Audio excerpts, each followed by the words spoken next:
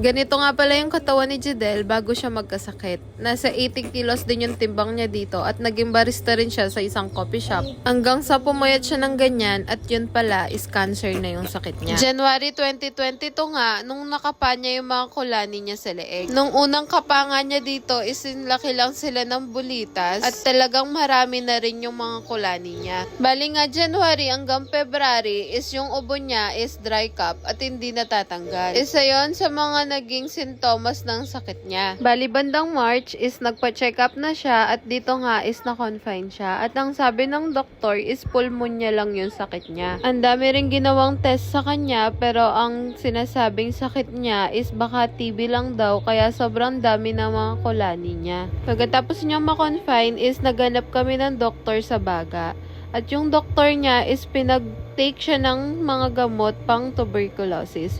Bali, naggamot din siya ng almost 5 months pero walang nangyayari at hindi lumiliit yung mga kulani niya. Dito na rin nga kami sinabihan ng doktor niya na kailangan ng ipabiopsy yung kulani niya para malaman kung cancerous ba. Kaya lumaki pala ng ganyan yung mga kulani niya is cancer pala yung sakit Natagalan niya. Din kasi kami sa mga ibang procedure na gagawin sa kanya dahil nga biglaan yung pagkasakit niya at hindi kami ready financial. Bali, August 11 nga, 2022 is kailangan na niyang maoperahan at kukuha sila ng isang kulani para ipabiopsy namin. Medyo natagalan din kami sa pagbiopsy ng kulani niya dahil dun sa unang biopsy niya is hindi nakita kung cancerous ba. Pinadala din sa St. Luke yung kulani niya para dun i-confirm at ulitin yung biopsy kung talagang cancerous ba. Mga October 2022, dun lumabas yung result ng biopsy niya at dun na kami naghanap ng oncology. May sinabi nga na oncology doctor sa amin yung pulmo doctor niya at sa kanya na kami nagpa-check up. Bali bandang October 2022 nga, hindi na nakakakain ng maayos si Habi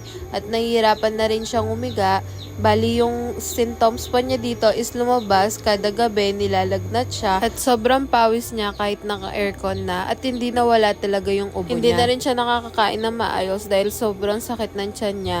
At doon pala is nalaman namin na yung mga kulani niya is lumipat na rin sa may kilikili, sa may organs niya, sa may singit. Kaya pinag-CT scan muna siya ng tatlong CT scan yung pinagawa sa kanya, bali neck, full abdomen, at chest. At doon nga sinabi sa amin ng oncology na stage 3 cancer na siya dahil kumalat na yung mga kulani sa organs niya. Kaya pala nahihirapan na rin siyang kumain at laging masakit na yung tiyan niya. November 2022 nga, ito na yung start ng unang chemo niya at nag-private doctor na rin kami dahil nga sa kalagayan ni Jidel is hindi na siya makakain at sobrang sakit na ng tiyan niya at iba na rin yung pakiramdam niya. Awa naman ng Diyos, marami na rin tumulong sa amin financial kaya nakapag-decide kami na i-private muna siya. Sobrang mahal nga din sa private. Kailangan na kasi talaga niya makimo dahil nga dun sa sobrang late na at ang dami na ng kulani na kumalat sa katawan niya. Bali sa second salang na chemo niya dito is napakalaki ng improvement niya dahil yung malaking kulani sa liig niya is biglang nawala at lumiit ito. Bali 12 cycle pala ang kailangan niyang tapusin at sobrang laki ng improvement niya pagkatapos niya na chemo dahil nakakapagbiyahe na siya, nahawakan na niya yung motor niya.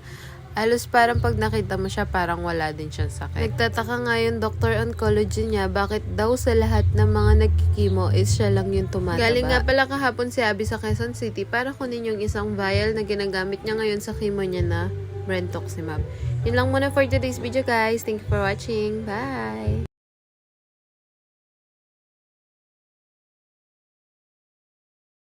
Yun muna for today's video. Bali kahapon nga is pumunta siya ng Quezon City para kunin yung isang vial ng brentuximab na ginagamit ngayon sa chemo niya.